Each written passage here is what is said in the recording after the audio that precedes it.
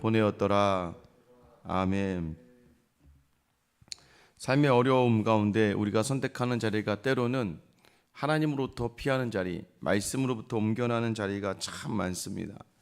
그래서 하나님을 떠났다, 하나님 말씀대로 살지 않았다, 어려움이 있으니까 그래요. 힘들어서 그랬다, 너무나 외로워서 그랬다. 그런데 참 하나님이 놀라운 일은 그러한 우리의 실수에서도 하나님 늘 쫓아오셔서 만나주시고 함께하여 주신다는 거예요. 제가 전에 한번 말씀드렸죠. 아직도 저는 기억이 나는데, 이전 교회에서 정말 큰 재벌집이었다가 정말 산동네 쪽방에 들어와 있는 집사님 가정을 신방 갔을 때, 남편 집사님의 고백이 예배를 마치고 나서, 목사님, 제가 망하지 않았으면 정말 망할 뻔했습니다. 그 고백하신 이유가 무엇입니까? 지금 생명을 얻고 하나님과 함께하는 이 자리, 만약에 제가 다 가지고 있었더라면 아마 하나님을 경외하지 못하고 하나님 온전히 섬기지 못해서 정말 인생을 망칠 뻔했습니다 라는 고백이었어요. 여러분, 하나님은요 우리에게 가장 좋은 것을 주십니다. 여러분이 신뢰하는 그 귀한 자리에서 하나님의 귀한 응답을 받게 되기를 예수님의 이름으로 축원합니다. 오늘 본문의 10절은 이렇게 시작해요. 그 땅에 기근이 들었으므로. 가나안에 갔는데요, 가나안은 하나님께서 말씀하신 곳이거든요. 그런데 가나안에 갔는데 그 땅에 기근이 들었다라고 얘기해요. 어떻게 하나님께서 명령하신 곳인데 그 땅에 기근이 들었을까? 여러분, 하나님이 약속하신 땅이라 할지라도 기근이 있다는 것을 놓치지 말아야 합니다. 분명히 가라고 해서 갔고, 분명히 그 자리에 서라고 해서 섰는데도 불구하고 우리의 삶의 자리에 기근이 있게 된다는 거예요. 근데 그 기근 앞에서 어떻게 해야 될까요? 여러분, 하나님께 물어봐야 되는데 아직까지 아브라함에게는 그럴 만한 믿음이 없습니다. 그래서 그 기근의 자리에 있지 않고 그는 사람들의 생각에 따라갑니다. 당시에 먹고 사는데 지장이 없었던 나라가 바로 이집트, 애굽이에요. 요셉 때에도 기억나시죠? 그 야곱이 자기 아들들에게 애굽은 풍부하니까 애굽에 가서 좀 쌀을 받아오라고 그래요. 애굽은 나일강이 있어요. 나일강이 1년에 한두 번씩은 이렇게 범람합니다. 나일강이 범람하면서 그 옆에 있는 그 땅에 물이 이제 퇴적물들이 쌓이게 되니까, 영양분이 공급이 되니까 농사하기 딱 좋은 땅이 됩니다. 그래서 이집트는 늘 다른 나라들 흉년일 때에도 불구하고 쌀이 부족하진 않았던 때예요. 많은 사람들이 먹고 살고자 이 애굽으로 향하게 된다는 걸 알게 됩니다. 분명히 하나님이 가나안에 있으라고 했는데 이 아브라함은 가나안에 있지 않아요. 그리고 그 기근 앞에서 그도 여전히 애굽으로 향하게 됩니다. 결과는 어떻게 됐습니까? 일단 첫 번째는 16절에 보면, 이에 바로가 그로 말미암아 아브라함을 후대함으로 아브라함이 양과 소와 노비와 암수 나귀와 낙타를 얻었더라. 뭔가 풍성해진 것 같죠. 아브라함은 약속의 땅에서 예배를 드립니다. 어제 도착하자마자 하나님께 예배를 드렸음에도 불구하고, 예배하는 삶인데도 불구하고 기근이 임하자 다시 애굽 땅으로 정착하려고 합니다. 어쩌면 우리도 그래요. 믿음으로 서려가다가도 이내 좀 어려움과 환난이 닥치면, 이내 좀 비교하다가 내 삶의 자리가 궁핍해지고 결핍이 있다고 생각하면 우리도 세상의 자리를 택하게 됩니다. 자연스럽죠. 왜요? 이유가 있고 핑계거리가 있습니다. 어렵잖아요. 힘들잖아요. 우리의 삶의 자리에서도 믿음의 일탈이 일어날 수 있는 순간이 바로 기근의 순간입니다. 나도 모르게 결핍이 있고 어려워지니까 믿음의 자리에서 일탈하게 될 때가 참 많습니다. 여러분, 이 시작이 뭐였냐면, 아브라함의 생각에 이 아내가 예뻤어요. 다른 사람 보기도 마찬가지예요. 여러분, 아름다움이라는 것은 세상을 살아갈 때 여자에게 있어서는 큰 무기예요. 근데 오늘 아브라함이 볼 때 사라의 아름다움은 우리를 공경과 곤란에 빠뜨릴 수 있는 이유라고 생각합니다. 여러분, 그래서 기억하셔야 돼요. 세상에서는 최고의 장점이라고 생각했던 부분들이 믿음의 자리에서는 굉장히 어려움의 이유가 될 수 있다는 것을 여러분이 놓치지 마셔야 됩니다. 돈이라는 게, 돈을 많이 가지고 있는 게 세상에서는 큰 이점이 될 수 있지만 믿음의 자리에서는요, 그것이 믿음의 자리를 돌아서게 하는 가장 큰 유혹이 될 수 있다는 걸 놓치지 마셔야 돼요. 여러분, 우리의 삶의 자리에 여유가 있다는 건 때로는 세상으로 볼 때는 참 좋겠다라고 바라보고 부러워할 수 있지만 믿음의 자리의 삶의 여유는요, 주님을 온전히 바라보는 자리에서 떠나 나를 위한 삶으로 살아갈 수 있는 이유가 될 수 있다는 걸 놓치지 마셔야 됩니다. 그래서 늘 우리가 무엇이 내게 채워진다 할지라도 하나님을 놓치지 마셔야 되고, 여러분 때로는 없다 할지라도 하나님을 놓치지 마셔야 돼요. 여러분 우리에게도 이런 삶이 있다는 걸 놓치지 마셔야 돼요. 결국은 무엇을 택했느냐? 13절에 보면 원하건대 그대는 나의 누이라 하라. 그러면 내가 그대로 말미암아 안전하고 내 목숨이 그대로 말미암아 보존되리라. 참 찌질한 남편입니다. 내가 중심의 내가. 정말 무능력한 남편이죠. 여러분 이런 남편이 정말 좋습니까? 내가 좀 살아야 됐으니까 당신 나의 누이라고 하자.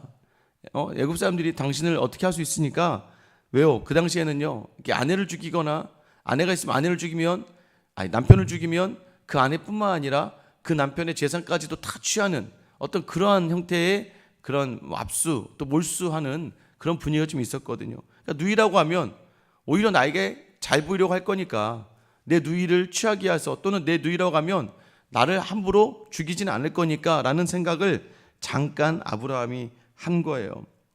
근데 사실 좀 애매는 합니다. 왜냐하면 이 아브라함의 나이가, 하나님이 그를 부르실 때 나이가 75세거든요. 75세, 사례가 한 65세 정도 됐을 텐데 정말 아리따웠을까? 이것을 떠나서 이것을 신학적으로 다 이야기하기는 시간이 부족하지만 어쨌든 성경은 그녀가 아리따웠고, 바로와 고관들도 그녀를 보고 고관들이 그녀를 칭찬하자 바로가 그녀를 자신의 궁으로 들이게 됩니다. 여러분 당연한 거죠. 아브라함이 선택한 길이었고 당연히 그는 이뻤고 왕으로서는 언제든지 취할 수 있었어요. 아무도 거기에 대해서 토를 달지 못합니다. 세상으로 향했다가 오히려 가장 중요한 것을 잃어버리게 되는 거예요. 여러분 놓치지 마셔야 돼요. 오늘 우리가 기근으로 인해서, 쫓김으로 인해서, 결핍으로 인해서 우리의 삶의 자리 믿음의 중심이 흔들리고 가장 중요한 걸 놓치고 말면 가장 중요한 걸 잃게 된다는 걸 여러분 놓치지 마셔야 돼요. 세상의 어리석은 사람들의 특징이 무엇일까요? 여러분 무언가 열심히 최선을 다해 사는데 열심과 최선, 자기의 만족을 위한 열심과 최선이 결국엔 자기에게 있어서 가장 중요한 걸 잃어버리게 합니다. 제가 어제 말씀드렸죠. 유명한 목사님들이 마지막에 끝에서 하는 얘기가 있어요. 자녀와 아내에게 잘해라. 갑자기 다들 끝날 즈음에 그런 얘기를 하세요. 열심히 큰 교회, 대형 교회를 만들어 놓고 큰 목회의 틀을 만들어 놓으신 목사님들이요, 거의 대부분 정말 모두 한 목소리로 얘기하는 게 있어요. 남편에게, 아내에게, 자녀에게 참 잘했는데 그 시간을 놓치지 말아라. 저에게도 그래요. 만나는 은퇴하신 목사님들마다 자녀들을 놓치지 말고 그 시간을 귀하게 보내라, 이렇게 얘기해요. 왜 그렇습니까? 목회라고 하는 열심을 다해서 교회를 열심히 섬기고, 또 여러분 성도들도 마찬가지, 또 사업이라고 하는 내 직장에 하는 일에 최선을 다합니다. 근데 그러다가 뭘 놓쳐버리고 말았어요? 자녀들을 믿음으로 세우는 자리들, 자녀들에게 본을 보이는 자리들, 삶의 모습으로 그 자녀에게 믿음의 자리를 가리키는 것을 놓치고 말았어요.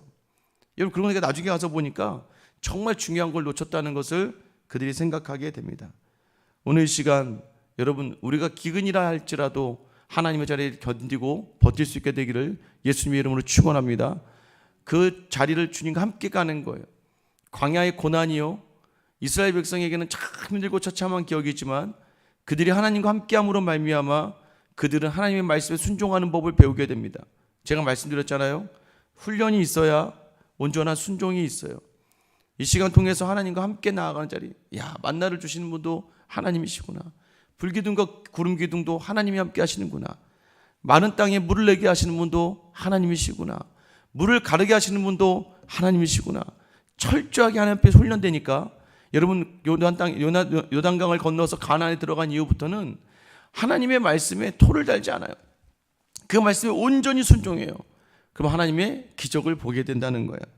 여러분 이 상황에서 여러분 아브라함이 얼마나 두렵고 떨렸겠습니까? 근데 여러분 기억하세요. 하나님은요, 한 번 선택한 자기 백성을 절대 그저두지 않으십니다. 17절 보세요. 여호와께서 아브라함의 아내 사레일로 바로와 그 집에 큰 재앙을 내리신지라. 여러분, 지금 그 안에 아브라함의 안에 살해의 일로 바로의 집에 재앙을 내렸대요. 하나님이 개입하십니다. 하나님은 자기 백성을 그저 두지 않으세요. 그러니까 여러분, 오늘도 기도하실 때 하나님, 제가 혹시 실수해서 제 가족과 제 사랑하는 사람들 또는 제 삶의 모든 일에 어려움이 닥쳤다면 하나님, 오늘 이 말씀을 붙듭니다. 하나님이 이 아브라함 이런 실수 속에서도 그 안에 사례를 돌보아 주신 것처럼 하나님은 저의 모든 자리를 주님이 돌보아 달라고 여러분 붙들고 기도하세요. 왜 그렇습니까? 말씀 붙들고 기도하는 거예요. 왜 하나님은 개입하셨을까요? 만약에 하나님 약속하신 게 있어요. 하나님은 약속대로 이끌어 가십니다. 아브라함아, 네가 아들을 낳을 거야. 아들 낳아 그 아들로 큰 민족을 이룰 거야. 이게 하나님의 첫 번째 약속이거든요. 그 첫 번째 약속의 대상이 누구예요? 아브라함 하나예요? 아니에요. 아브라함과 사례를 통하여 아들을 주실 거라는 걸 약속했기, 이 대전제. 약속의 첫 번째는 아브라함과 사례를 하나로 해서 그곳에 아들을 주실 거라는 약속이 우선이었기 때문에 하나님의 약속은 아무도 침범하지 못하는 거예요. 만약에 여기서 사례가 바로로 인해서 더럽혀진다면 하나님의 약속이 깨지는 거예요.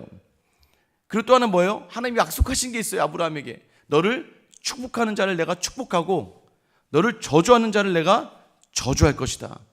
여러분, 지금 어떻게 보면 사례가 바로의 집에 들어가서 바로와 잠자리를 가지게 되면 아브라함의 집에 저주가 임하는 거거든요. 하나님이 그 모습을 보지 않기로 결단하시는 거예요. 그러니까 여러분, 제가 늘 여러분에게 말씀드리잖아요. 우리를 누가 날 건드릴 때 여러분 막 화낼 필요도 없어요. 원래 그 사람을 걱정해 줘야 돼요. 왜 걱정해 줘야 됩니까? 내가 하나님의 사람인데 자꾸 나를 건드려. 우리 하나님 별로 안 좋아하실 것 같은데, 나 건드리면 큰일 나는데. 이 정도 자부심을 가지고 사셔야 돼요. 내가 하나님의 사람이거든요. 그런데 또 하나는 뭐예요? 우리는 좀 더 나아가야 돼요. 성숙한 신앙인은 어떻게 해야 돼요? 혹여나 저 사람이 나를 잘못 건드리지 않게끔 내가 저 사람을 배려해주고 내가 저 사람이 나에게 죄를 범하지 않도록 내가 먼저 나의 삶의 자리를 잘 해야 돼요. 말도 잘해야 되고 행동도 잘해서 저 사람이 오해를 가지고 나를 향해서 범죄하지 않도록. 왜요? 나 건드리면 저주가 임하거든요.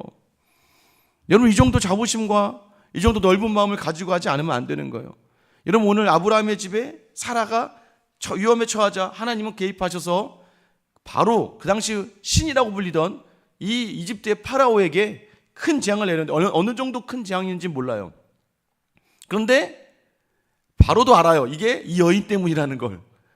그래서 물어봤겠죠. 추궁했겠죠. 결국 알아보니까 이 사례가 이 아브라함의 아내였다는 걸 알게 돼서 다시 18절에 보시면 바로가 아브라함을 불러서 이르되 네가 어찌하여 나에게 이렇게 행하였느냐? 네가 어찌하여 그를 내 아내라고 내게 말하지 아니었느냐? 여러분, 되게 아이러니하지 않아요? 바로가 죄가 있습니까? 바로에게 죄가 없어요. 바로는요, 그냥 자기 누이라고 했기 때문에 자기 새로운 아내로 첩으로 드린 거예요. 오히려 영광 아니겠어요? 바로가 잘못한 게 아무것도 없는데도 불구하고 하나님의 기준에서는 아브라함의 집안, 하나님이 내신 언약이 깨지게 되었으니까 그 바로의 집에 저주를 내어버리시는 거예요. 그래서 여러분 아셔야 돼요. 하나님에게는 오직 아브라함만 보이는 거예요. 이게 하나님의 방법입니다. 모르겠어요. 세상은 몰라요. 그러니까 여러분, 하나님의 법이 세상의 논리와 이치대로 가지 않아요. 그러니까 여러분도 느끼시잖아요. 교회 오셔서 어떻게 저런 사람을 하나님 부르셨지? 어떻게 저런 사람이 예배에 나올 수 있지? 하나님의 법은 세상과 다르거든요. 하나님의 놀라움은, 하나님께 선택하는 방법은 세상과 완전 달라요. 그래서 저와 여러분을 선택한 거예요. 그렇게 악하고 그렇게 죄 많이 짓고 조금만 살만하면 주님 앞에 등 돌리고 조금만 서운한 게 있으면 주님 앞에 불평하고 원망하는 우리인데도 주님이 우리를 버리지 않으시고 여전히 불러주시는 그 하나님의 방법은 왜요? 하나님의 시선에 오늘 저와 여러분만 보이기 때문이라는 걸 놓치지 않게 되기를 축원합니다. 여러분, 바로가 바로 데리고 가라 그래요. 그러나서 하나님이 어떻게 하세요? 하나님이요, 참 미운 그 자녀에게 더욱 더하여 주십니다. 20절 보세요. 바로가 사람들에게 그 일을 명하매 그들이 그와 함께 그의 아내와 그의 모든 소유를 보내었더라. 아까 전에 아내 데려가면서 준 게 많잖아요.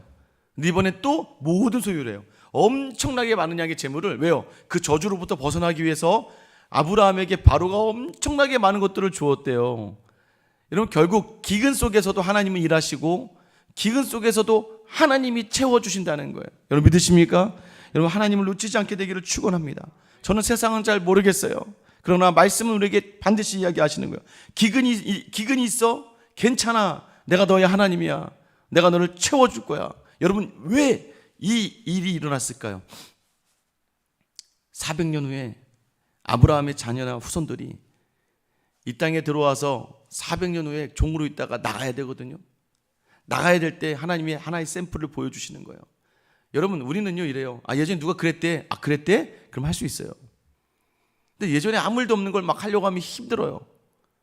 여러분 맞지 않습니까? 이스라엘 백성들이 출애굽할 때 첫 번째 말씀 창세기에 등장하는 자신의 민족의 조상 아브라함도 기근 중에 애굽에 있었는데 애굽에서 나갈 때 하나님이 아브라함의 실수와 연약함에도 불구하고 풍성함으로 채워주셨대. 그 하나님이 약속하시잖아요. 너희가 400년 후에 나올 때 아브라함이 약속하시거든요.